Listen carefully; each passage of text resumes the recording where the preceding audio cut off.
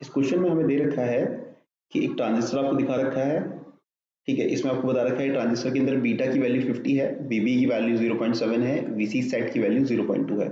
आपको बताना है which of the following statement is true, ठीक है। ये जो ट्रांजिस्टर है हमारे पास, this transistor is basically our NPN transistor, okay. अब हम क्या करते हैं, सबसे पहले कंडीशन निकाल लेते हैं कि सिस्टम, देखिए इसमें बहुत सारे ज्यादातर ऑप्शंस हैं वो सैचुरेशन के बारे में, तो हम कंडीशन निकाल लेते हैं कि ट्रांजिस्टर कब सैचुरेशन के अंदर एंटर करेगा। तो देखिए सबसे पहले हम क्या करते हैं, फर्स्ट स्टेप आईबी की वैल्यू निकाल लीजिए। सिस्टम के अंदर जो आईबी की वैल्यू है, तो आईबी की वैल्यू आपको निकालनी है इसके अंदर। देखिए इस वाले पाथ के अंदर लूप लगा देंगे, this is plus minus, this is 5 volt, this is plus minus. तो अगर यहाँ पे लूप लगाएंगे तो देखिए 5 minus I B into 50 minus VBE is equal to 0।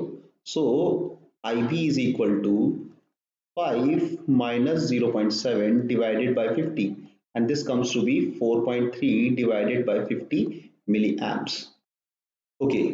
अब हम क्या करते हैं, हम अज्यूम करते हैं, हम सेकंड केस हम अज्यूम करते हैं कि हमारा ट्रांजिस्टर जो है सैचुरेशन के अंदर है। अब यहाँ पे VB की वैल्यू को 0.7 या 0.8 ले लीजिए, उससे कोई बहुत ज्यादा डिफरेंस नहीं आता है कैलकुलेशंस के अंदर, बट आईसी के अंदर बहुत फर्क पड़ेगा अपने को। आईसी सैचुरेशन जो मेरा होगा ये मेरे को फाइंड आउट करना है, और इसके लिए मेरा VC सैचुरेशन की जो वैल्यू है दैट इज बेसिकली 0.2। अब आप क्या करेंगे, इस आउटपुट के अंदर लूप लगाएंगे प्लस माइनस। तो आप इसमें जब लूप लगा के देखेंगे तो आपको पता लगेगा V C E is equal to VCC minus ICRC.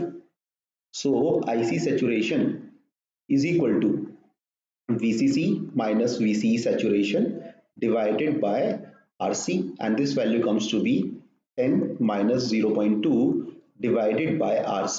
This comes to be 9.8 divided by RC. This is your second point. Now you have to find the value of IB minimum. IB minimum is the minimum base current that is required by transistor for transistor to enter into saturation. ये जो है हमारा वो minimum base current है जो कि एक transistor को चाहिए होता है सैचुरेशन में एंटर करने के लिए, और इसकी जो वैल्यू होती है वो होती है आईसी सैचुरेशन बाय बीटा। ये वो लास्ट पॉइंट था जहां तक आपका ट्रांजिस्टर जो था वो सैचुरेशन के अंदर था। अब आईसी सैचुरेशन है आपके पास 9.8 डॉट आरसी, और बीटा की जो वैल्यू है वो थी 50।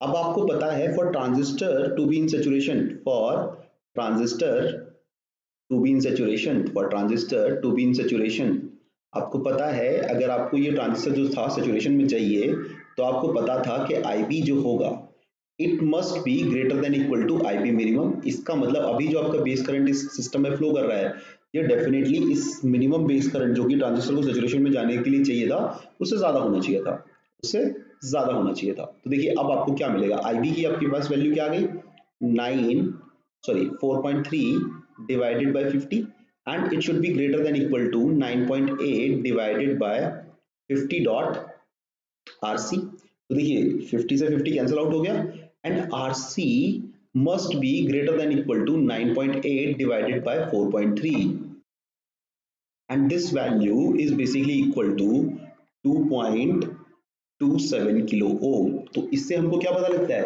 कि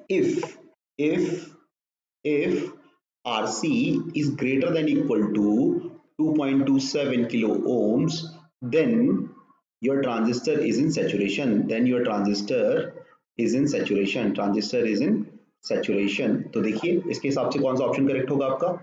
अब देखिए इसके हिसाब से अगर आप ध्यान से देखेंगे RC is equal to 1 kilo ohm, less value है तो इस टाइम पे ट्रांजिस्टर सैचुरेशन में नहीं हो सकता, तो ये ऑप्शन क्या हो गया हमारे पास, रॉन्ग हो गया। ठीक है, RC is equal to 3 kilo ohm, transistor saturation बिल्कुल सही है। और अगर RC की वैल्यू 2.2 से ज्यादा है तो दोनों ही केसेस के अंदर ही कहाँ रहेगा, इन केसेस के अंदर भी कहाँ रहेगा, ये दोनों ही ऑप्शन गलत होते और यहाँ इन दोनों ही केसेस में कहाँ पे होता, सैचुरेशन के अंदर।